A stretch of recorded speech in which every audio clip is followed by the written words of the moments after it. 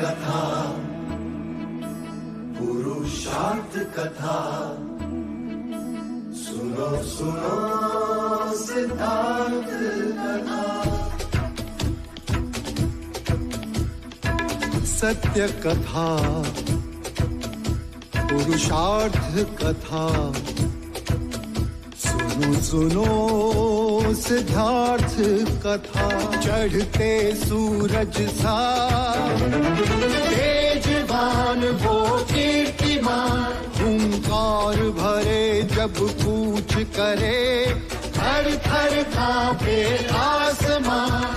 वो राजपुत्र वो शूरवीर, पर्वत को भेद दे उसके तीर, शांति का स्रोत करुणा की धार, निर्झर झरे मन से अपार। वो राजपुत्र वो शूरवीर, पर्वत को भेद दे उसके तीर, है शाक्य वंश का वो तारा, जगमग है जिससे जग सारा। सत्य कथा, पुरुषार्थ कथा, सुनो सुनो सिद्धार्थ कथा।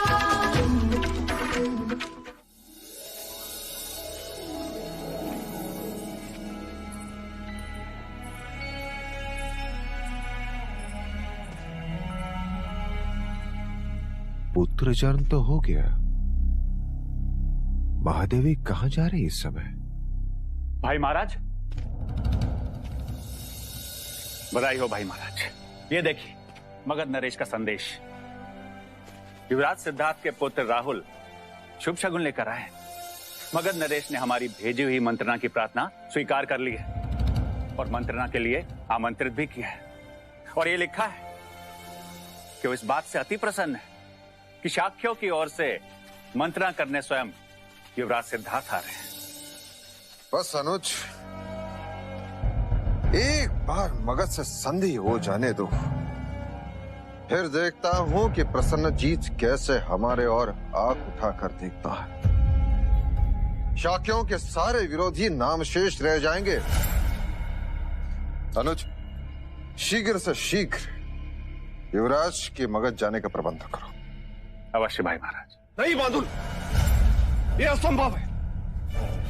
मगध नरेश ऐसा निर्णय नहीं ले सकते। संधि हमारे और हमारे शत्रु से मंत्रणा, नहीं नहीं, वो ऐसा नहीं कर सकते। तुम अवश्य कहीं तो क्यों बांदुल? क्षमा करें महाराज, पर उन्होंने स्वयं युवराज सिद्धार्थ को मंत्रणा के लिए आमंत्रित किया। युवराज सिद्धार्थ को? जी महाराज, और उनकी मित्रता तो आपने सिद्धार्थ के विवाह में देखी ली है। और वैसे भी महाराज बिंबिसार हमारी तुलना में शाक्यों से अधिक प्रभावित है। अर्थात हमें इस मंत्रणा को रोकना होगा बांदुल। जी महाराज। तुम आज ही मगध के लिए प्रस्थान करो। लोगों में यह समाचार फैलाओ कि तुम हमारी बहन भैदई के लिए कुछ भेंट लेकर मगध जा रहे हो, और लौटते समय मगध और कपिलवस्तु के मार्ग पे पड़ाव डालोगे, और सिद्धार्थ के मगध पहुंचने से पहले ही तुम उसे मृत्यु के घाट उतार दोगे। हम कहेंगे कि मगध वासियों ने अपराध किया है। अपराध मगध में होगा और मित्र शत्रु हो जाएंगे। हम यहां से कपिलवस्तु पर आक्रमण करेंगे, दूसरी ओर से तुम दोनों तरफ से कपिलवस्तु को घेर लेंगे, उध्वस्त कर देंगे। हाँ, बस ध्यान रहे सिद्धार्थ जीवित ना रहे। जी महाराज।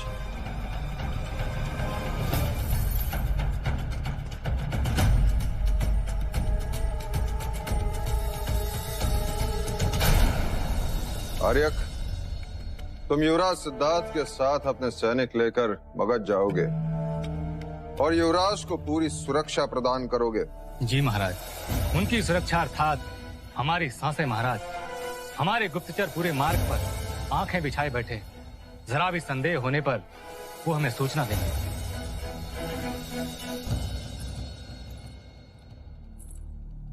महादेवी, आप यहाँ? क्षमा करें महाराज, पर मैं आपसे बात करना चाहती हूँ। एकांत।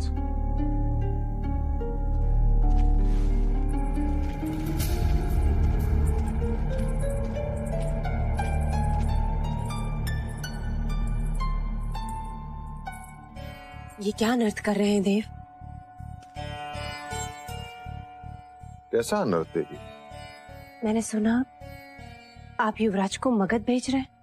मैं नहीं भेज रहा हूँ देवी, उसके लिए आमंत्रण आया है। परंतु क्या ये अनर्थ नहीं कि जिसे कपिलवस्तु की सीमाओं के बाहर जाने की भी अनुमति नहीं दी आपने, आज उसे इतनी दूर मगध भेज रहे हैं? समय समय की बात है, तब मेरे मन मस्तिष्क पर केवल असित मुनि की भविष्यवाणी ही गूंजती थी कि सिद्धार्थ सन्यासी बनेगा। परंतु अब वो भय नहीं, सिद्धार्थ बड़े हो गए,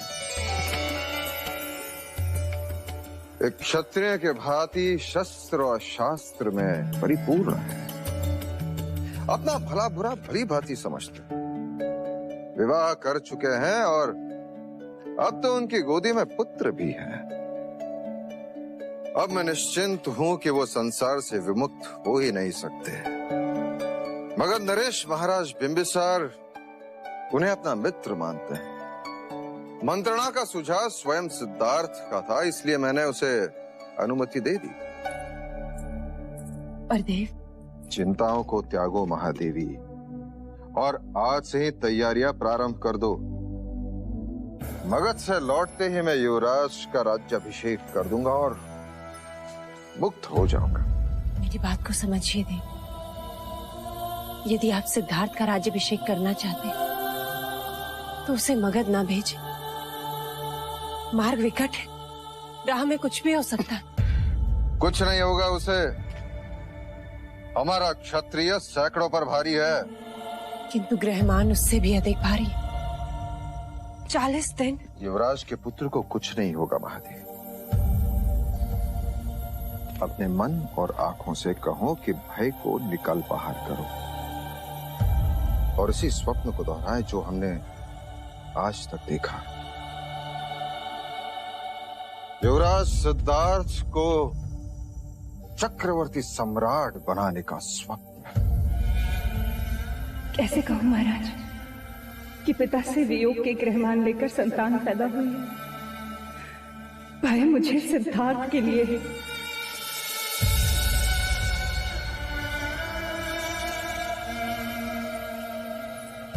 अब क्या करूं? कैसे रोकूं सिद्धार्थ को मगध जाने से?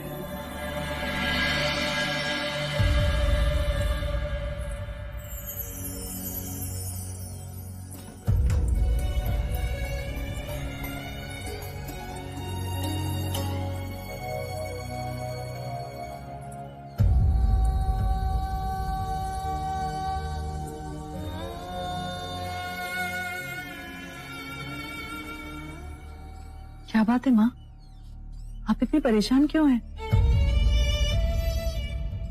यशु, क्या तुम्हें सिद्धार्थ के मगध जाने की सूचना मिली? हाँ, कुछ देर पहले लौशिका ने बताया। महाराज बिंबिसार ने उन्हें आमंत्रित किया है।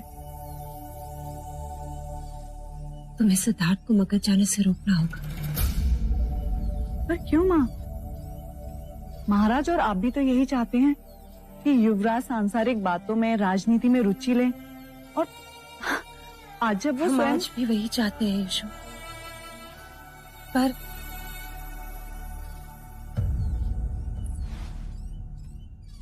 पर कारण कुछ और ही है। और क्या कारण है माँ? कारण वो है जो मैं आज तक तुमसे छुपाती है। कारण वही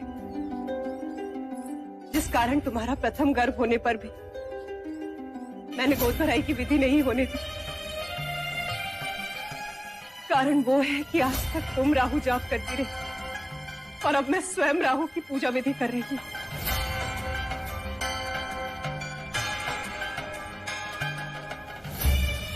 ग्रहमान भारी,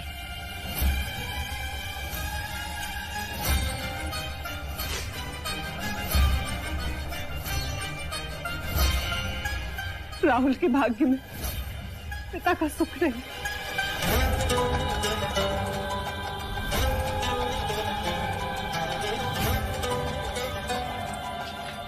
था सिद्धार्थ की मृत्यु या सिद्धार्थ से वियोग।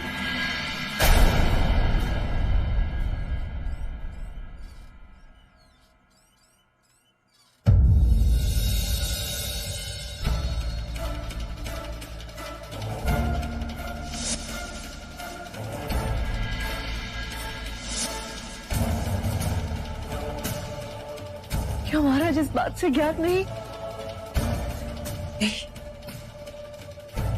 मैं ये बात किसी को नहीं बता सकती।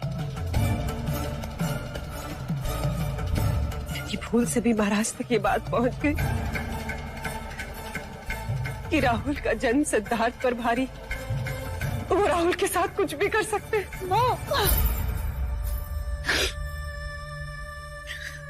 यशो,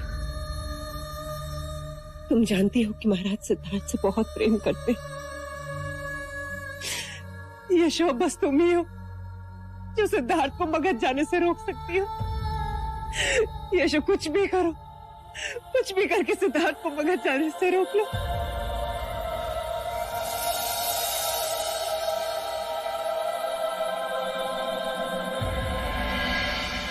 ओम राहवे नमः। ओम राहवे नमः। ओम राहवे नमः।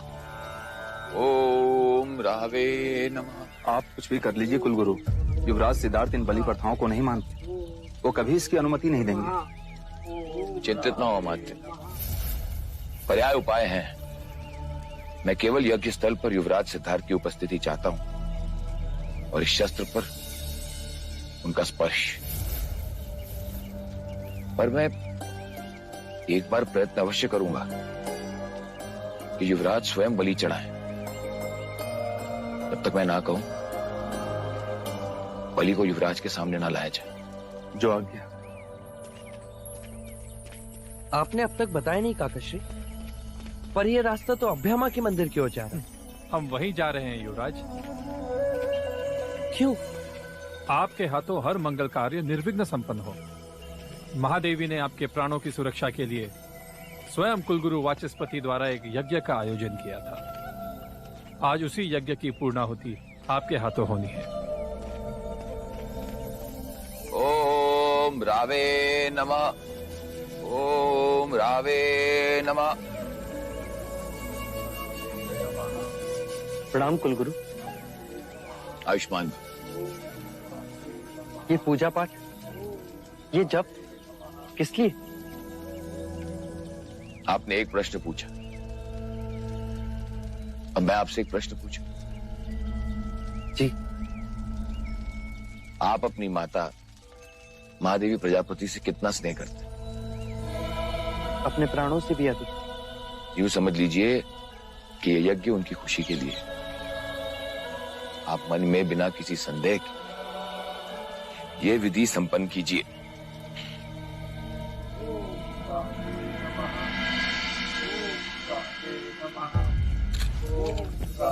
आयुष्मान भव।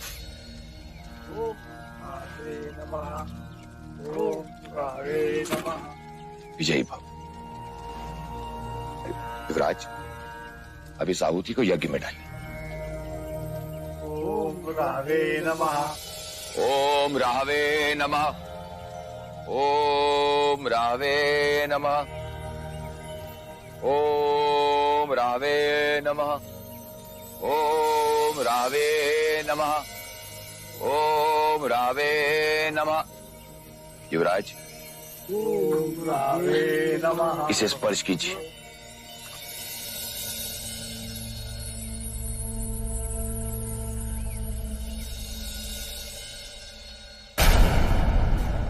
अब इसे तिलक लगाइए। वो किस लिए? जो शस्त्र सुरक्षा करे उसकी पूजा भी तो करनी चाहिए।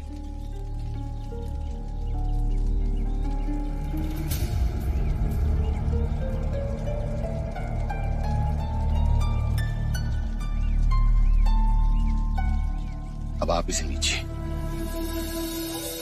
हवन कुंड के 5 फेरे लीजिए और बाहर आइए।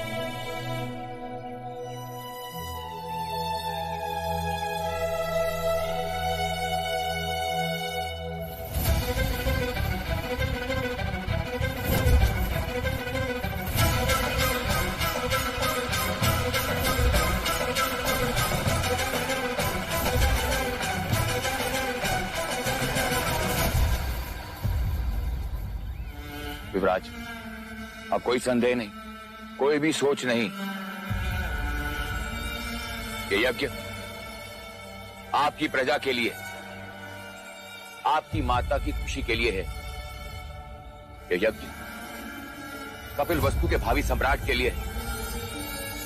ये यज्ञ आपकी कुंडली में पड़े पापी ग्रहों के लिए है, जो आपके प्राणों की बलि चाहते हैं।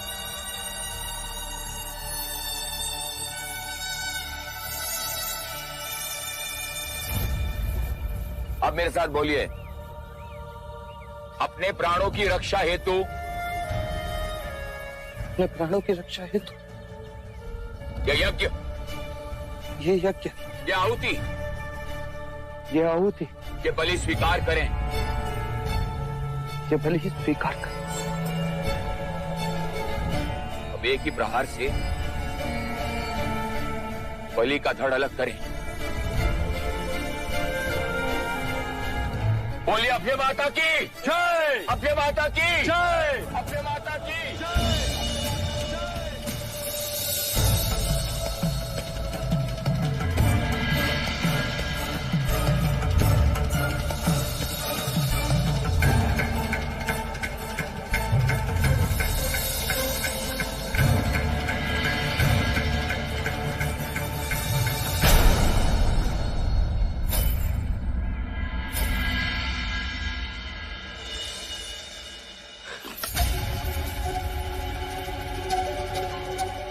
ये आपने क्या किया युवराज? ये आप मुझसे क्या करा रहे हैं कुलगुरु? ये बलि पूजा है, आपको मां अभ्या को बलि चढ़ानी है। क्यों? किस लिए? इस बलि के बाद आपके सारे संकट समाप्त हो जाएंगे। अर्थात अपने प्राण बचाने एक निर्दोष मूक पशु के प्राण हर लूं?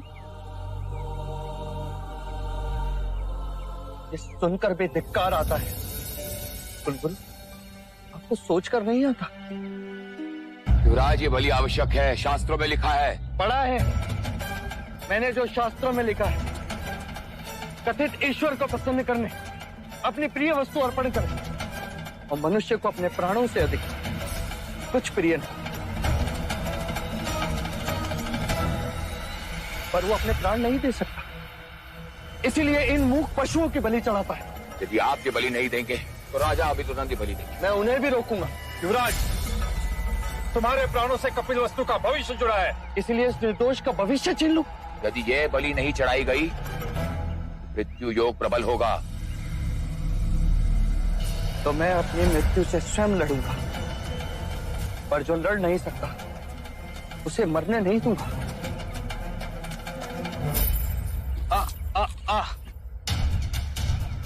एक प्रश्न आपने किया था, अब एक प्रश्न मैं आपसे करता हूं। कपिल वस्तु से कितना स्नेह करते हैं आप? अपने प्राणों से भी अधिक। कपिल वस्तु को मेरी आवश्यकता है, मेरे लिए एक बलि की आवश्यकता है, तो आप स्वयं अपनी बलि दीजिए कुलगुरु।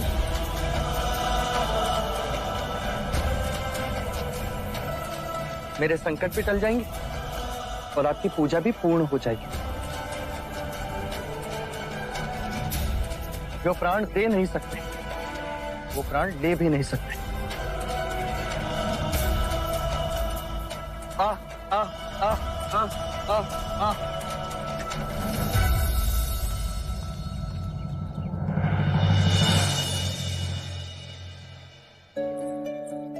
देवी, ये फूल खास राहुल के लिए है। इन्हें मैं यहाँ पे इस खिड़की के पास रख देती हूँ, जिससे पूरे कमरे में इनकी सुगंध फैलती रहे।